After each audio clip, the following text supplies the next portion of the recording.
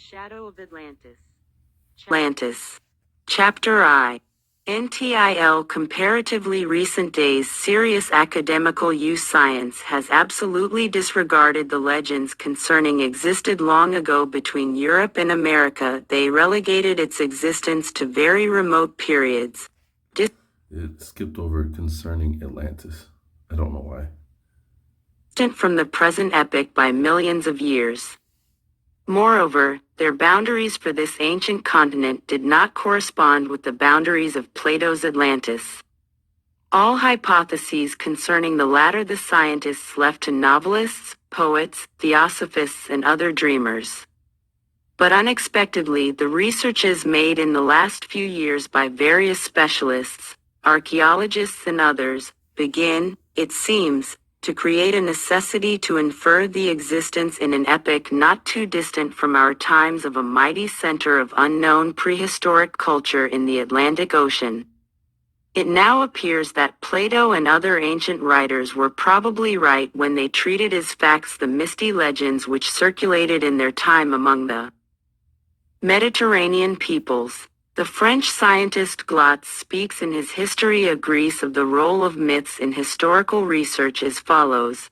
It is a well-known fact that legend comes before history, but an attentive and rigorous analysis of any myth gives us the opportunity to detect historical data even in a myth. The comparative method is very useful in these cases. Professor P. Farrell in his work about Atlantis affirms that the Atlanteans played an important role in the history of mankind, and we cannot deny the influence of their culture on the subsequent development of our species. According to the opinion of Professor Gautier, see his work on the Sahara Desert, page 166, the solution of the problem of Atlantis is very important. 17. The Shadow of Atlantis. Before starting my account of various aspects of this problem, I have considered it necessary to discuss the copious information contained in the famous dialogues of Plato, Timaeus and Critias. Timaeus represents a colloquy between Socrates, Timaeus, Hermocrates and Critias. Critias tells Socrates a very remarkable story, which he regards as authentic. I heard this story, declares Critias, from my great-grandfather who had it from Solon, the famous philosopher. In the delta of the Nile stands the city of Say, formerly the capital of the pharaoh Amasis. It was founded by the goddess Neith, called by the Greeks Athena.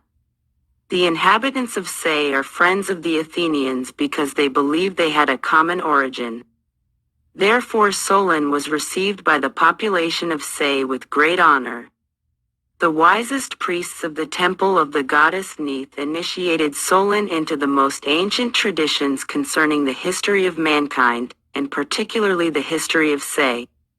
It dawned upon Solon that neither he nor his compatriot Greeks explained this ignorance by the fact that various catastrophes, such as floods and earthquakes, had destroyed the memory of the past. Moreover, added the priests, sometimes much more dreadful catastrophes occur, owing to the action of the heavenly fire. For instance, the story of Phaeton who appropriated the flaming chariot of his father, Phoebus, and through his inability set on fire half the world, is a very true one, although it seems improbable. Certain perturbations in the movement of heavenly bodies occur periodically, causing the destruction of millions of lives. After these cataclysms, mankind lapses again into barbarity and forgets the art of writing. The Athenians remember, for instance, only one world deluge, whilst there have been several. You do not know even your own origin, and you ignore that you are a feeble offshoot of a great famous race. And, further, the priests informed Solon that their knowledge of the history of Say covered 8,000 years. Contain the description of a war between the Athenians and in these manuscripts ancient nation which inhabited a great island. See, it says, these manuscripts contain the description of a war between the Athenians and an ancient nation which inhabited a great island in the Atlantic Ocean. I don't know why it skips over like that, but let's see. In the neighborhood of that island there were others, and beyond them, at the limit of the ocean, a great continent. This island, called Poseidonis or Atlantis, was ruled by kings too.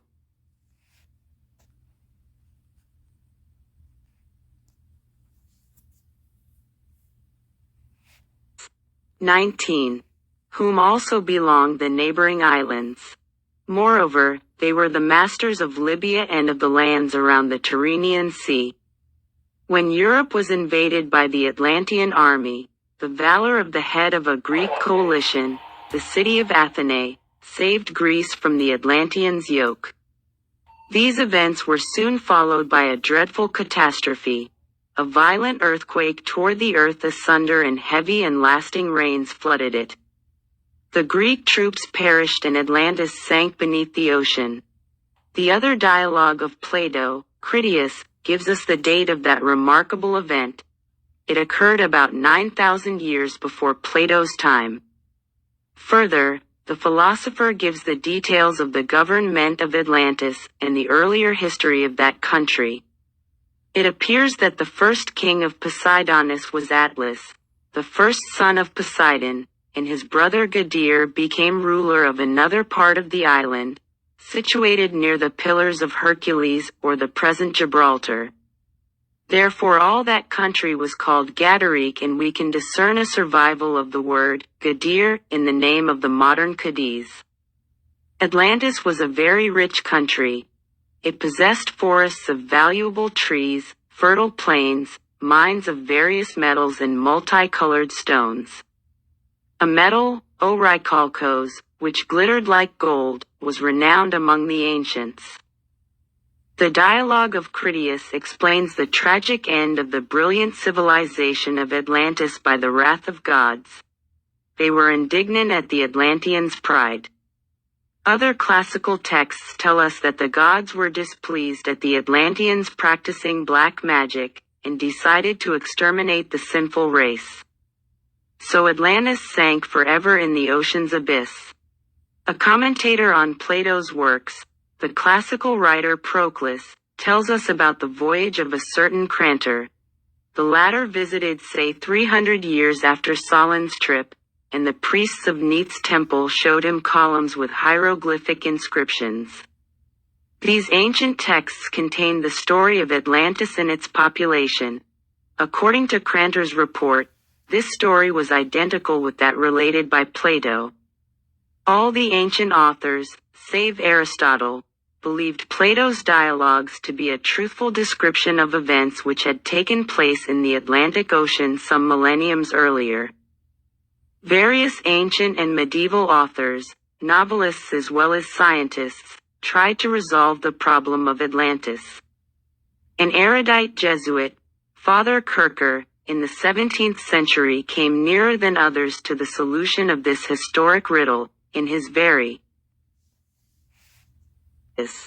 interesting work, The Subterranean World. He placed the sunken continent westward of Gibraltar.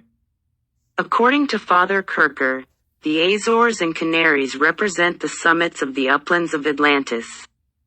This author left us also a hypothetical map of Plato's island. Its outlines resemble a pear, whose narrow end is pointed southwards. In the island's center stood a mountain wherefrom issued 5 rivers, and, more southwards from another mount, came a 6th one.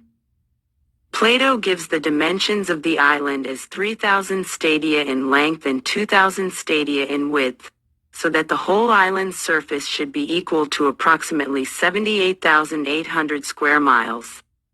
But the contemporary scientist, Abbé Moro, deems these figures exaggerated and supposes that the Greek philosopher made a mistake while converting the Egyptian measures into Greek. The same hypothesis was advanced by a German archaeologist, Dr. A. Hermann. Later on we shall have an opportunity to examine the discoveries of that scientist in detail. At the moment we can only say that the Moro hypothesis seems to us absolutely unfounded, because Plato definitely says, Atlantis was larger than North Africa, Libya, and Asia Minor together. Therefore the dimensions of Atlantis, as given by the Greek philosopher, seem to us rather an understatement. In our opinion, Atlantis must have been a real continent, like Australia or Greenland. According to the famous naturalist Buffon, see his Proofs of Earth's Sphericity, chap. 19, the narrative of Plato does not contain anything improbable. Perhaps, says Buffon, America was once connected by a comparatively narrow strip of land with the Azores group in Ireland. We find the proof of this assertion in the following fact. The remains of certain fossil animals and shells peculiar to America have been discovered also in Ireland, but nowhere else in Europe. In this Buffon's opinion agrees with the work of the scientist Lameterie, published at the end of the 18th century. Further, the Abbé Moreau mentions the interesting researches of the scientist Bory de Saint Vincent, who undertook in 1803 the first investigation of the Atlantic Ocean, near the Canary Islands. According to Moreau, this investigation confirmed that the ancient authors concerning the difficulties of navigation those regions, the islands of Madeira, Azores, the Cape Verde reports of in. What is he doing that? Now, I don't know about that Buffon character's opinion there, because the animals could be taken there in ships. So I mean that one I don't know if that hold much water really. Group, the savages, the steer ground rocks and other islets scattered there, give the impression of being the remains of an ancient continent submerged by the sea.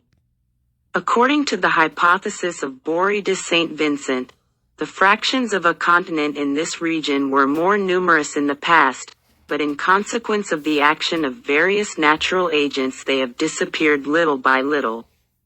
The same scientist cites the account of Diodorus of Sicily. This writer affirmed that in North Africa there once existed a large lake, called by the ancients the Triton's Lake, which disappeared simultaneously with Atlantis. The same earthquake which sank Plato's continent destroyed the narrow band of land which separated the lake from the sea. Another scientist, the Bishop Tollerat, contemporary of Bory de Saint Vincent, adds that the same earthquake also destroyed the European-African isthmus, and simultaneously the waters of the Mediterranean Sea rushed upon unhappy Atlantis. According to Bishop Tollerat, the Triton's Lake at one time covered the entire surface of the Sahara, and the present desert was formed only after this catastrophe. The Abbé Moreau does not doubt the truth of Plato's account, but considers the date of the catastrophe as given by the Greek philosopher to be wrong. According to Moreau, it is probable that it may have occurred earlier than 10,000 years ago. Probably Atlantis existed in the beginning of our present geological age, the Quaternary epoch, and perhaps the story of its tragic fate was still talked about by Solon's contemporaries. As I stated before, many facts mentioned in this book lead to the belief that during some remote epoch, somewhere on the Earth's surface there lived a race which developed a high, even refined, culture. Some facts I will discuss later on permit us to suppose that the bloom of this culture took place in the 14th or 15th millenary. As to its tragic end, following some stupendous catastrophe, I have reason to believe this occurred 11,000 years ago, i.e. about 9,000 years BC. Otherwise, taking into consideration certain indications and conjectures, we should place the catastrophe much later, namely about 4,000 years BC was the culture to which I have referred the development of the great Atlantean race. Was Plato's continent the center of influences ran as mighty currents far away to the peripheries? I'll answer to the above-mentioned civilization, from which the cultural the world of that time. It is difficult to give a precise of these questions, but I feel inclined to affirm that it was so. The geographical boundaries of this culture can be outlined, also only conjecturally. On the north, the latitude of Brittany; on the west, the meridian of Guatemala City in Central America; in the south, the parallel of the ruins of Tiwanaku in Bolivia; and on the east, the meridian of Cairo in Egypt. These wide limits are taken on the ground of the similarity of various archaeological finds, legends, linguistic material, anthropological resemblances, historical survivals, and other ethnological data.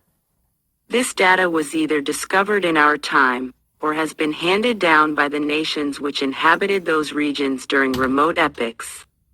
Later, I will describe the eastward migrations of the prehistoric races and tribes from some unknown land in the ocean to Europe, and westward migrations from Europe to America of the European tribes.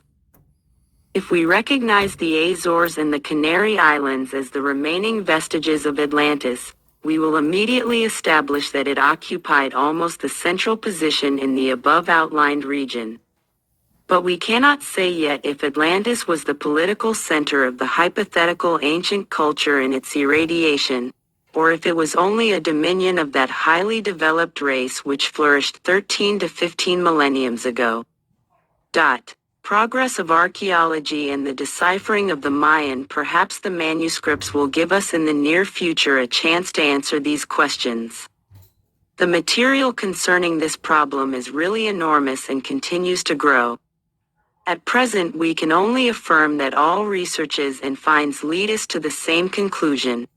A tremendous catastrophe annihilated the center of an unknown mighty culture which dominated an area almost equal area of the modern Aryan culture. Moreover, this hypothetical cataclysm played havoc, it seems, with the zone of the Atlantic Ocean, with the most mischievous consequences for the western to the hemisphere, and the effect was felt throughout the entire world. Geology has established positively enough that in the period of present quaternary epoch the Earth's surface was a theater of various tremendous processes. They were of orogenic sea actor, and the Abbé Moreau thinks that mankind witnessed some of those cataclysms. This is proved by the following find. In the Auvergne Hills, in the department of the High Loire, among the ancient lavas of the volcano Denise, near Le Puits, was found a petrified human skeleton. The activity of the Auvergnian volcanoes developed at the beginning of the present geological epoch. In particular, the geological age of the lavas in Le Puits is equal to about 60,000 years. Certainly it is very questionable whether the primeval inhabitants of Auvergne had advanced enough in their culture to be considered as a part of the population of the Empire of Atlantis. My aim is to prove that the eyewitnesses of the Atlantis catastrophe belong to tribes already comparatively civilized. But I think that certain information concerning the mysterious prehistoric culture in Central and South America allows us to conclude that the refinement of that culture was due to Atlantean influences. The great age of the former permits us to admit the great age of the latter. It seems that the Atlantean culture reached even the shores of northern and northwestern Africa. The famous German archaeologist, Leo Frobenius, found in the neighborhood of the mouth of the Niger, in Yorubaland, a bronze statue of the god Olokun, the African Poseidon. Yorubaland was actually the Ufa kingdom, occupying the whole Gold Coast of Guinea, and some authorities believe that Ufa was in the past nothing more than an Atlantean colony. One must remember that Poseidon's cult was preponderant in Atlantis and its colonies. Leo Frobenius also found on the Gold Coast marvelous prehistoric monuments belonging to an architecture of an unknown type. The cultural influence of the Atlanteans seems to have flourished luxuriantly on both extremities of the above outlined region in America and in the Nile Valley. Later on we shall have an opportunity to treat this question in detail in a special chapter. Speaking about the diffusion of the Atlantean culture on the African continent, I shall mention the researches of the German archaeologists Drs. A. Hermann and Burchard. The first is a representative of that group of scientists which is very skeptical as regards to Plato's story, and I dedicate to his finds and theories a special chapter. At the moment I will mention only those conjectures of both scientists which attest to the vestiges of the Atlanteans in North Africa. For instance, we see such vestiges in present Tunisian territory. The salt marshes of Shat el Jarid in Tunis represent, according to Professor Burchard, the dried bottom of the Triton's lake, mentioned by Diodorus of Sicily, and we see on the maps of the Arab medieval geographers the Atlantis, name of this region, Bar Atala, i.e., the great Atlantean's water.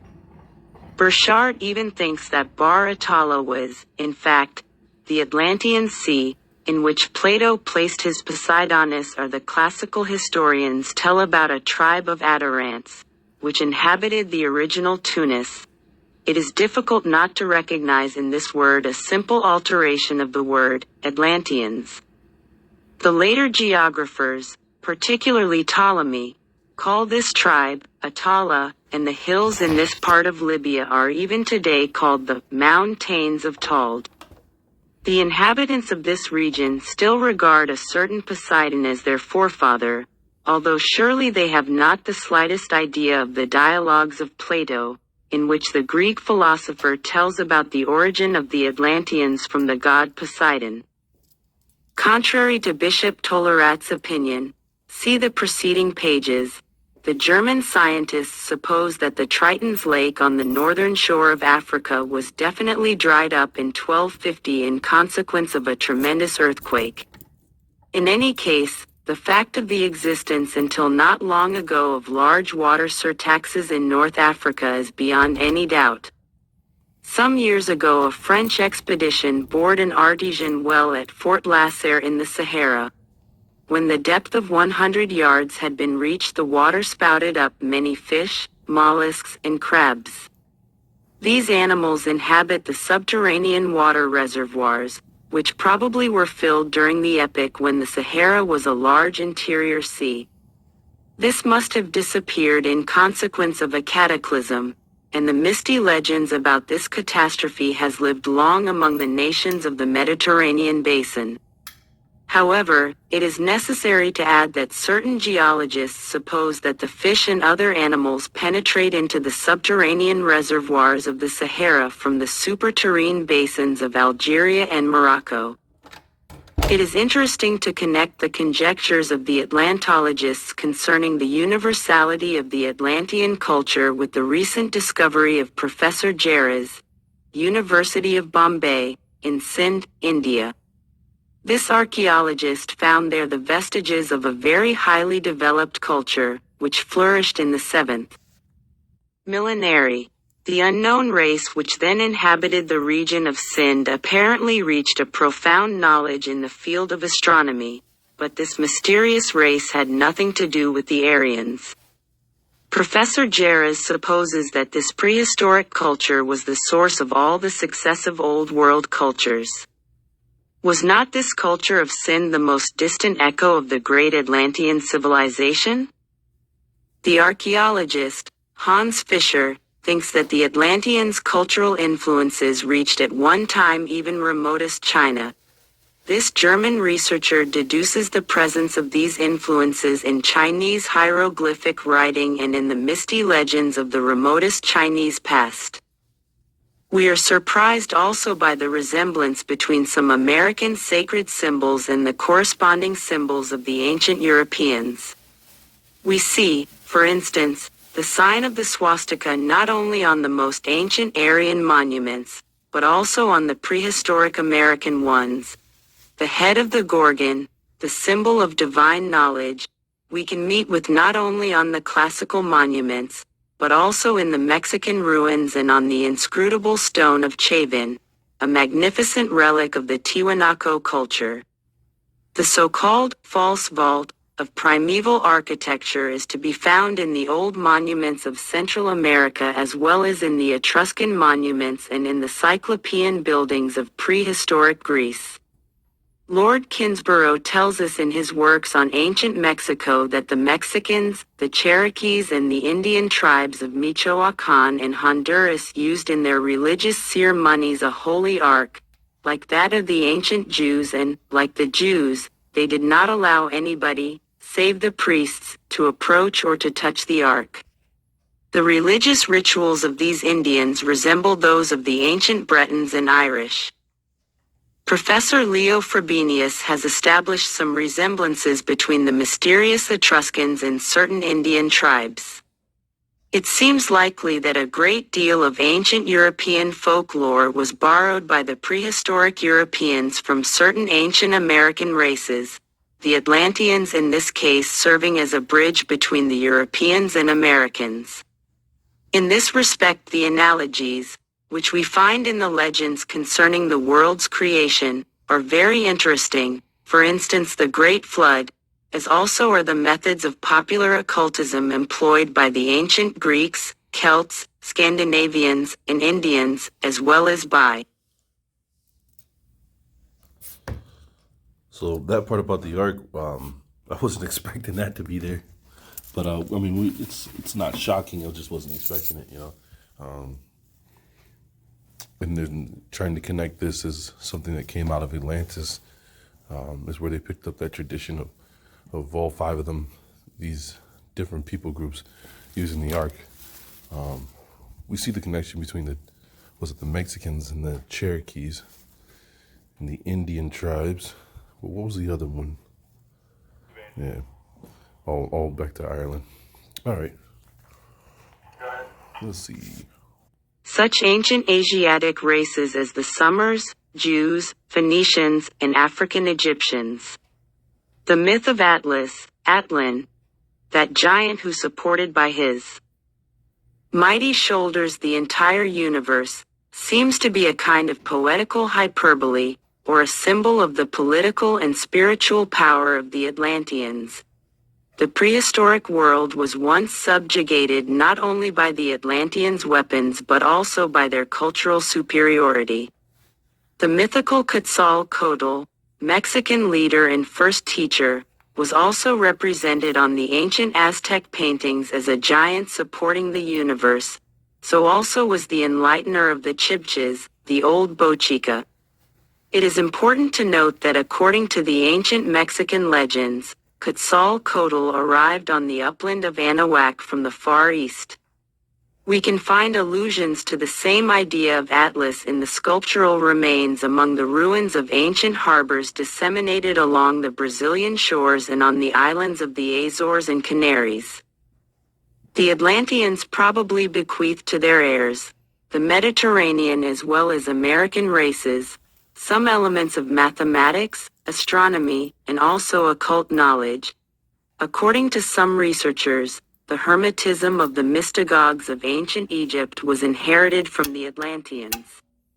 In the course of their penetration into various European and Asiatic countries, the Atlanteans came in contact with some tribes whose languages were exceedingly primitive, and the necessities of their relations and trade forced the backward nations to adopt certain Atlantean words.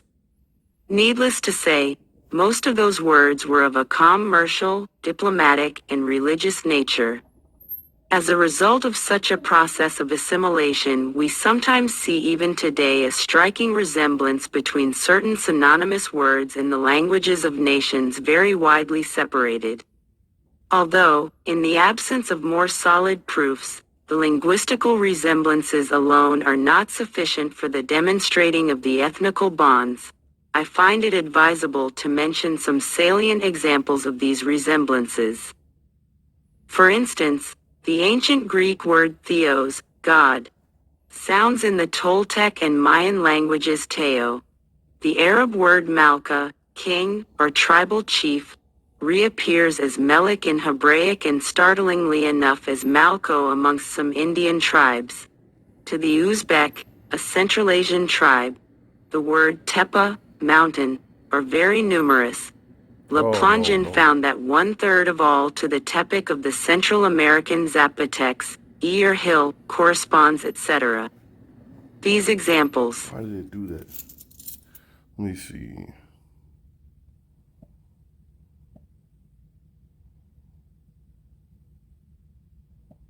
Oh, it's because of the page. That's why it's doing it, because the page is, the words bind it in. Okay. So 27. Mayan words correspond to the synonymous ancient Greek words, and the Chiapenecs of Yucatan use many words similar to Hebraic. The same similarity with the Hebrew language was found by some American philologists in the dialects of various Indian tribes of South America.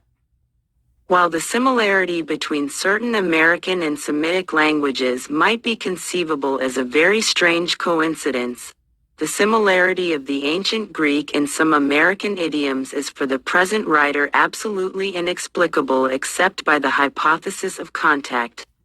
We must not forget that Greek belongs to the family of Indo-Germanic tongues and apparently derives from the Sanskrit. The myths of the Mediterranean races have preserved for us vague information about the technical progress of a certain prehistoric nation, and analogous legends live in the memory of some American tribes. The folklore of various nations contain even today tales about flying horses, flying carpets, etc. The old Greek myth concerning Icarus is the most striking example of such legends. Some 30 years ago, Sir Arthur Evans discovered on the island of Crete the vestiges of the highly developed Minoan culture which flourished there 6,000 or 7,000 years ago. Besides magnificent frescoes and majestic ruins, we have inherited some myths of the Cretan primeval population, one of which tells us about Icarus, who built a flying apparatus in order to reach the resplendent Phoebus, i.e. the sun. But Icarus committed a fatal mistake. He consolidated the parts of his apparatus with wax. Therefore, when he had ascended to a considerable height, the angry god melted the wax by his mighty beams, the wings of the apparatus became detached, and Icarus, like Humpty Dumpty, fell down and was smashed to pieces. May we not see in this tale a reminiscence of some prehistoric attempt at aviation? Certain ancient traditions mention that the Atlanteans used some kind of a flying machine.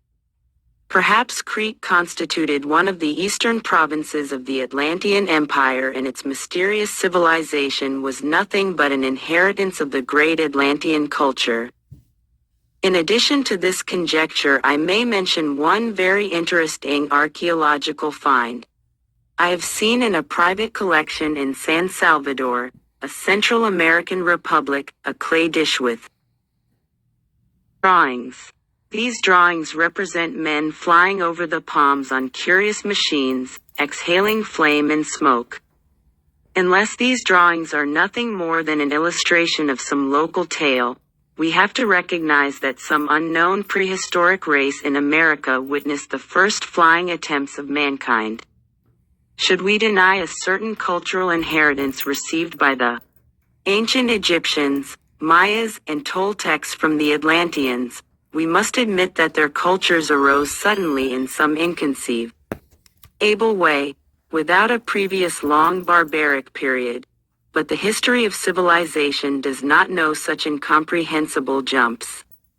Moreover, we do not know any other civilization in Europe or America which could be credited with the origin of all the above-mentioned cultures.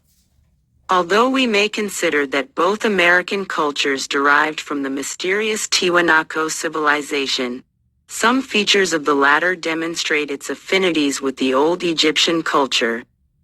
Thus, not having a better hypothesis at our disposal, we are forced to suppose that all these three cultures, and, perhaps, the Egyptian and Creto-Minoan also, proceeded from the Atlantean.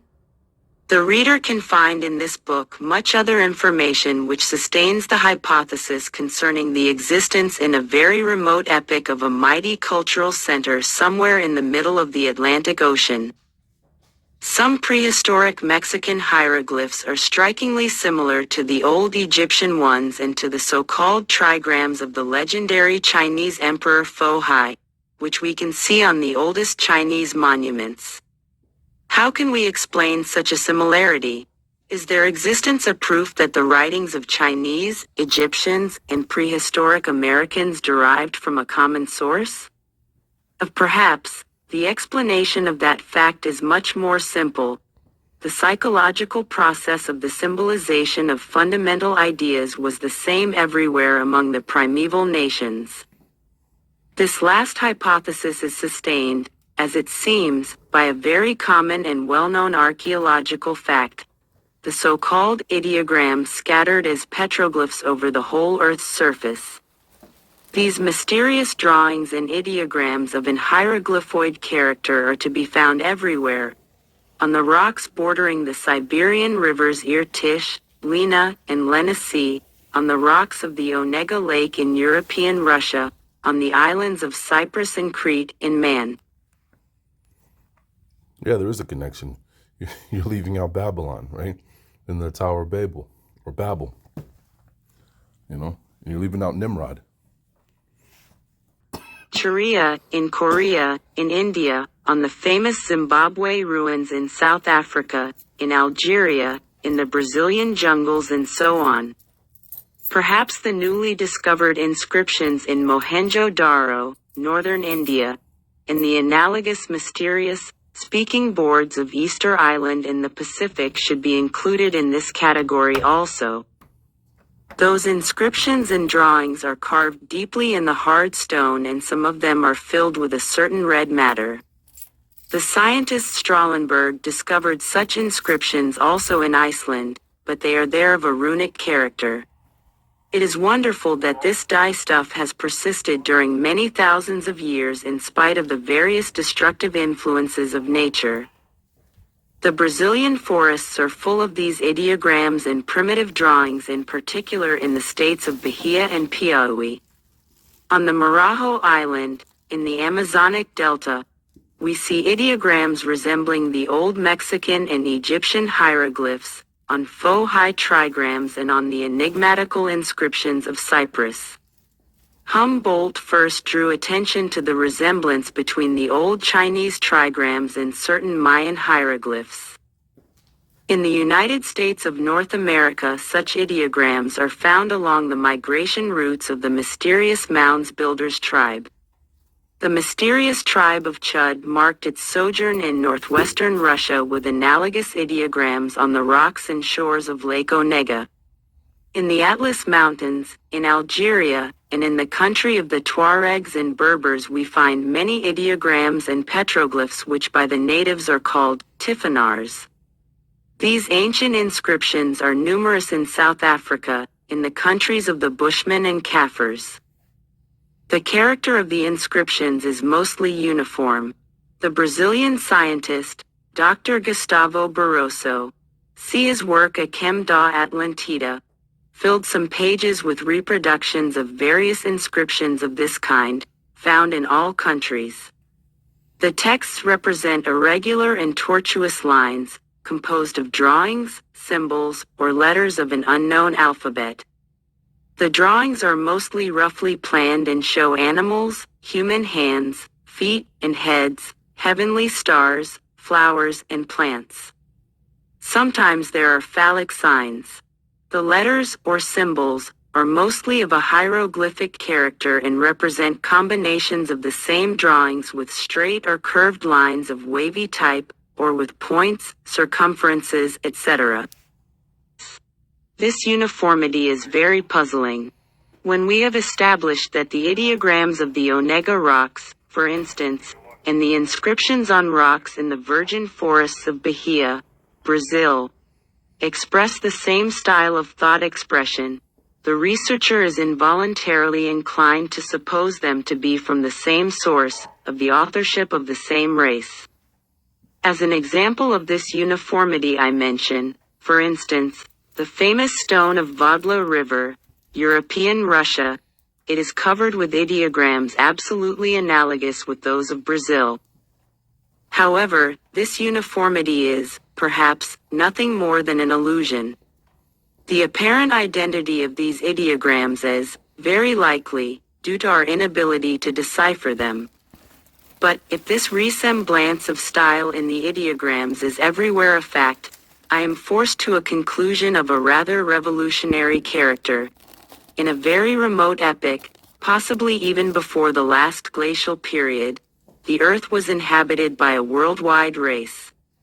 This race enjoyed a great influence on posterity. I do not consider that the Atlanteans were this unknown race, because it is probable they already possessed a hieroglyphic writing which later on was adopted by their heirs, the old Egyptians, the Mayas and perhaps the Phoenicians, who created the true alphabet. In this direction, however, only conjectures are possible. At present we do not possess any proof concerning the hypothetical inheritance of Atlantean culture by the above-mentioned nations. But, meditating on these problems, one involuntarily remembers Briel's words. The world is much older than we usually think, and we see in human progress much more consequentialness and continuity in its development than is customarily recognized. Concerning the Mexican hieroglyphic texts, I would recall the rather questionable discoveries of the French investigators, Brasseur de Bourbourg and Le Plongeon. A valuable treasure, the so-called Codex Troanus of the Mayas, one of the very few manuscripts of that great race which we have inherited from the epoch of the conquest, is preserved in the British Museum. Brasseur de Bourbourg claimed to have deciphered one fragment of this codex. According to him, it contains a striking testimonial concerning the catastrophe that overtook Plato's continent. It relates that a certain tremendous cosmic cataclysm at a remote epoch overtook certain unknown lands of Mu and Maud. Further, the manuscript affirms that this cataclysm happened 8,060 years before the compilation of the Codex Troanus. But the interpretation of Brasseur de Bourbourg has been met by scientists with considerable skepticism. Here is the translation. On the 6th year of Can, in the 11th mulek of the month of Zak, occurred dreadful earthquakes and continued until the 13th Chuan.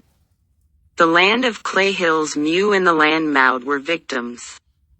They were shaken twice and in the night suddenly disappeared.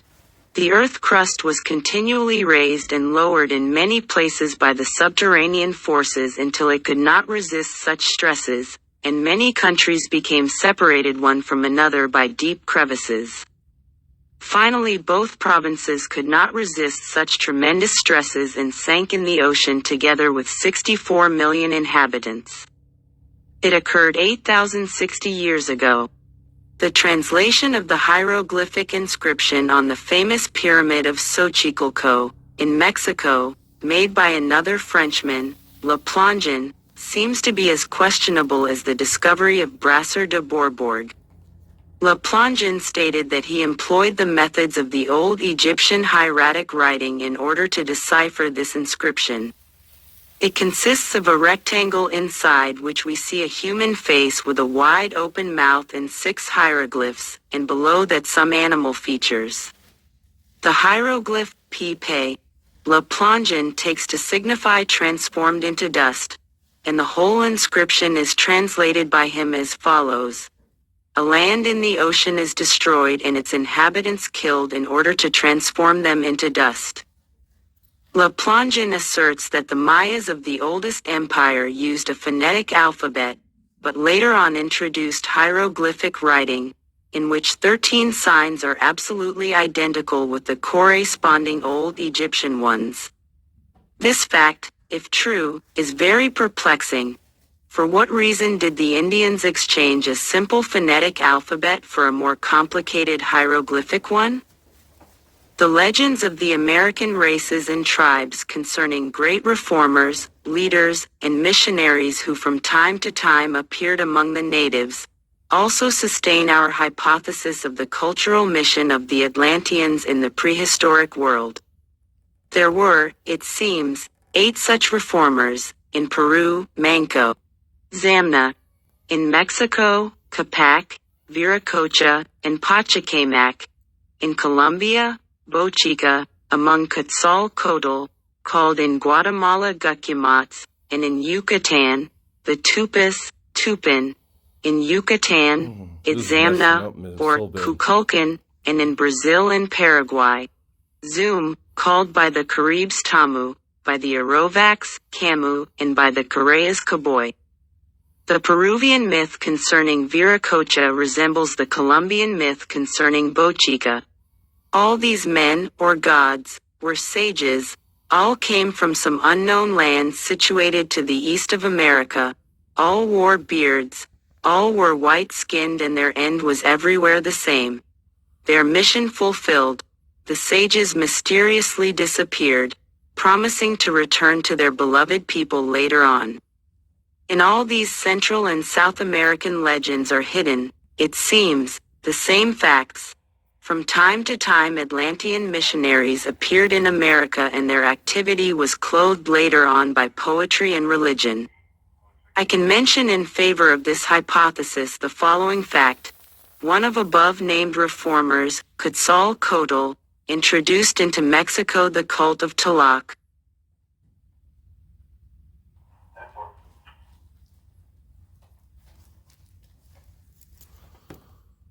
Oh. Let's see here. Come on.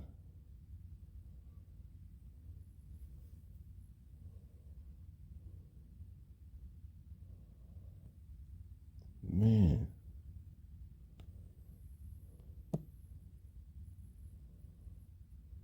The Shadow of Atlantis. 33. New morals. He was infinitely kind-hearted, abhorred every violence, and stopped his ears with cotton when the conversation touched on war or war deeds. He introduced into Mexico a better social order, taught the natives the useful arts and trades, and contributed largely to the gentleness of manners.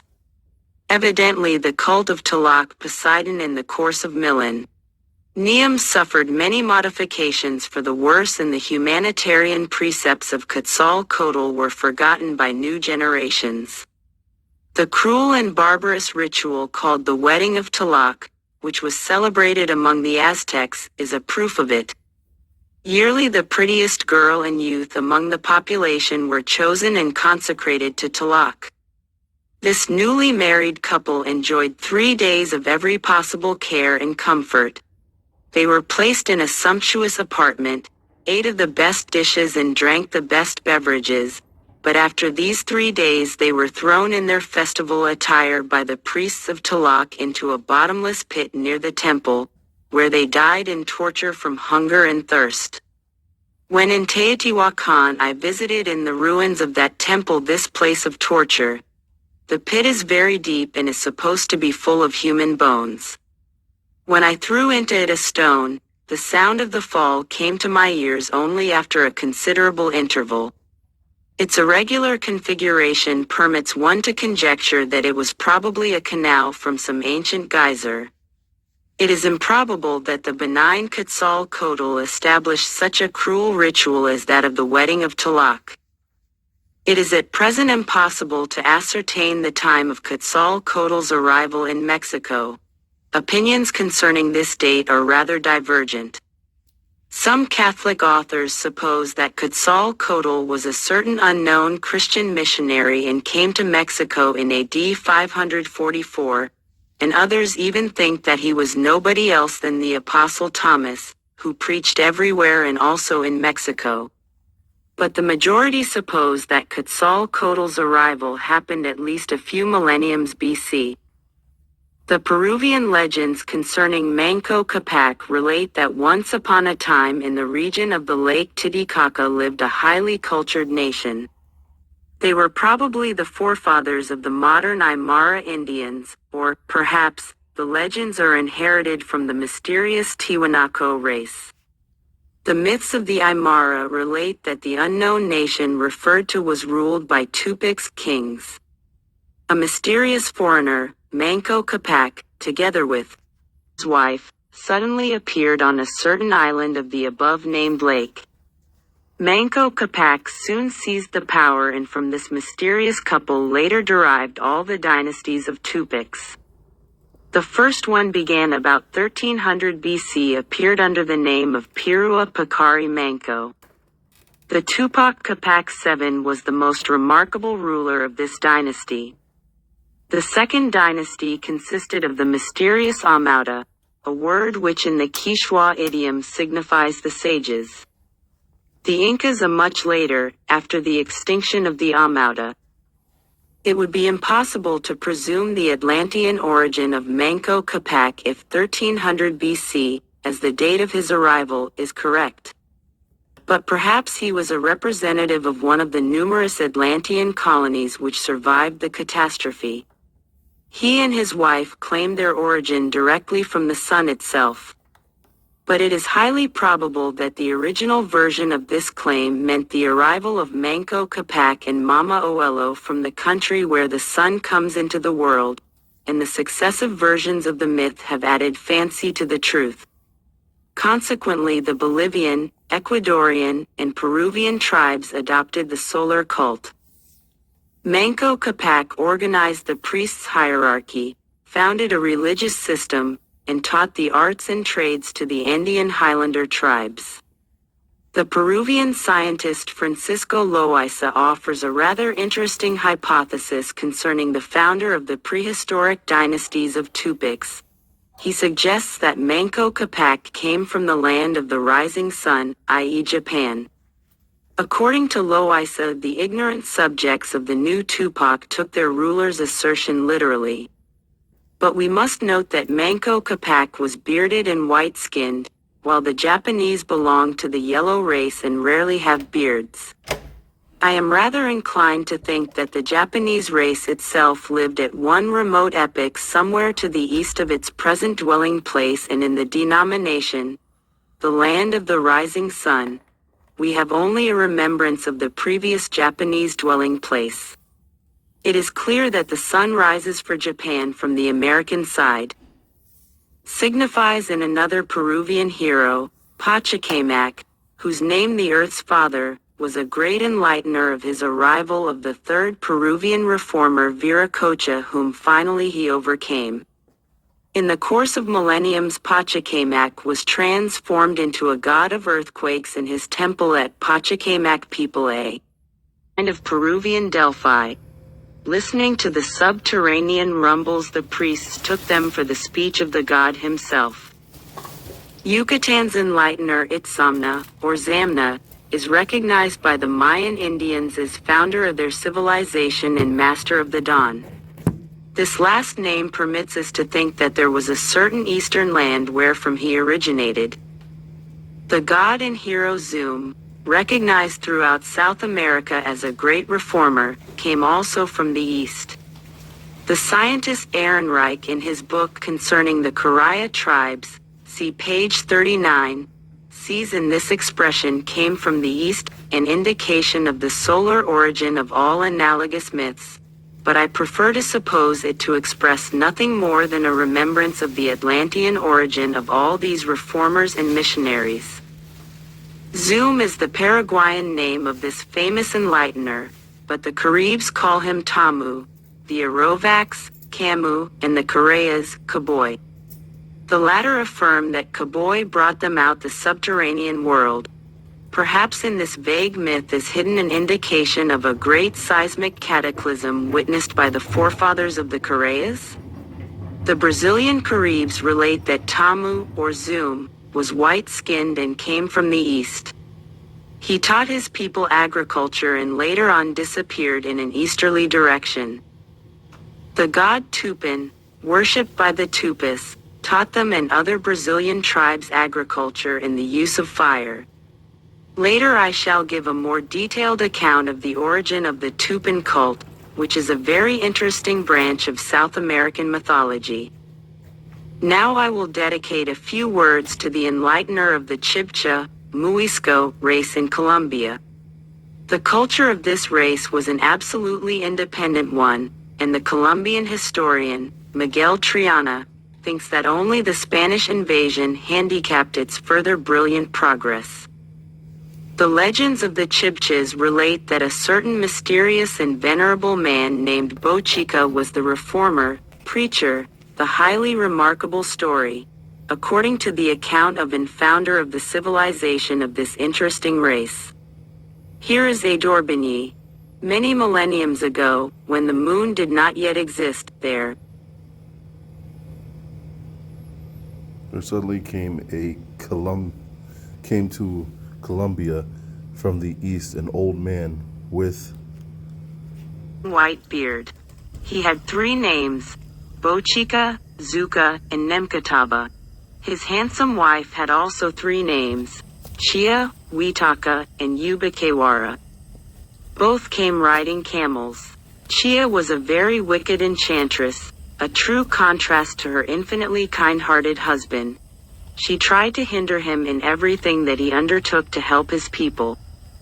At one time she created a dreadful inundation. Obeying her charms, the Funza River came out of its bed and inundated the whole Bogota Valley. A multitude of Chibchas perished and only those who succeeded in climbing the mountains in time remained safe. Bochica became very angry with his handsome wife Chia for such a misdeed, and threw her heavenwards, transforming her into the moon. After that Bochica destroyed the rocks which impeded the flow of the Funza and drained the Bogota Valley. Bochica enlightened the Bogota upland tribes, organized their government, ordered them to build cities, introduced the solar cult, and appointed 2 rulers, one religious with the title of Zyke, and one civil, subordinated to the first. According to the legend, the first Zyke ruled the Chibchas for 250 years. His mission fulfilled, Bochica retired to a lonely place named Iraka, where he lived for 2,000 years under the name of the anchorite Idakansa. During all this period he fasted and prayed for his beloved people. The end of Bochica was as mysterious as his arrival in Colombia. He disappeared. Later on he was transformed into the sun god. Many centuries after his disappearance, approximately in the 2nd century AD, there came from the far east to the country of the Chibchas a priest named Nemkatiba. He claimed to be sent by the great Bochica Nemkataba to help the further progress of his beloved people. Nemkatiba taught the natives agriculture, the weaving of fine cloths, astronomy, and weather forecasting. He introduced some reforms in the priests' organization, built a temple to the sun, and preached elevated morals. According to M. Triana, the Chibchas still retain a vivid memory of this apostle of Bochica. The Spanish conquistadores were amazed by the high level of culture of the Chibchas. This Indian tribe produced artistic copper and gold work, carved magnificent bas-reliefs in stone, wove elegant cloths and decorated them with fine paintings, possessed a monetary system based of massive gold coins in a 7. Calendar.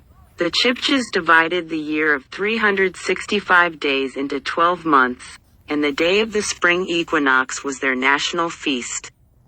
It was consecrated to the sun with child sacrifices. The nature of the rituals of this equinoctial feast is a clear indication of its agricultural meaning. The state system of the Chibchas consisted of a kind of despotic theocracy, and the Ripas, kings, were revered as sovereigns anointed by God himself. Before his accession to the throne, the new Zipa had to undergo a series of tests, and M. Triana says that those tests and ceremonies resemble the analogous rituals for the Egyptian pharaohs and ancient Hindu rulers. The Chibchas' legislation was very severe. Adultery was punished by the death of both criminals, the Talon's law prevailed, luxury was pursued as a crime, inheritances were regulated by law, and cowards and traitors to the fatherland were subjected to an infamous death. The Chibchas used ideographic writing, and we can find on ideographic writing, and we can find on the Colombian rocks petroglyphs of that remote epoch when an independent Chibcha state still existed. These Indians mostly selected for their inscriptions black rocks and, when obliged to adopt lighter ones, used colored ideograms. Among them we can find almost all the signs of European, Asiatic, African, Brazilian, and other ideograms, and with particular frequency the swastika. This resemblance between Columbian petroglyphs and other similar inscriptions favors the hypothesis of the Atlantean origin of such writings. In the villages El Infernito, Tunja, and Ramiriki are to be found monoliths from the flourishing period of this peculiar South American culture. They are covered with a marvelous and fanciful carving, the meaning of which has not yet been deciphered. The memory of the kind-hearted old Bochica, long-bearded and white-skinned reformer and preacher, still lives in the Indian valleys and gorges. When a traveler, lost in the mountains, sees suddenly in the fog his own shape magnified to giant's dimensions, a phenomenon known as Brocken's ghost, he thinks in fear that it is the spirit of the divine old man himself, who goes to visit his beloved people and help them in their present misfortunes. In many of the oldest inscribed monuments of the American natives and in the folklore of various tribes we can find more or less dim allusions to Atlantis and its tragic end.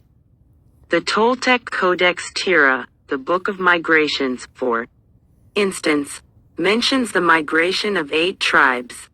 They see the Pacific shores from a certain eastern country. The Mexican legends mention a terrific catastrophe, a great inundation which forced the Nahua and Quiche tribes to emigrate to the far west. The mysterious Toltec and Aztec fatherland, the country Aztlan, is represented on the ancient Mexican drawings as a mountainous island. One of its mountains is encircled by a wall and a canal. Came to call Aztlan.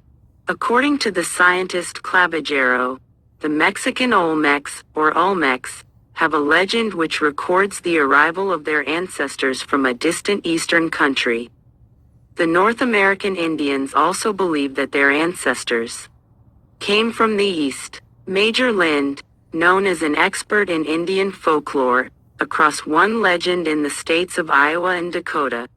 It tells that all Indian tribes at one time inhabited an eastern island and formed one nation.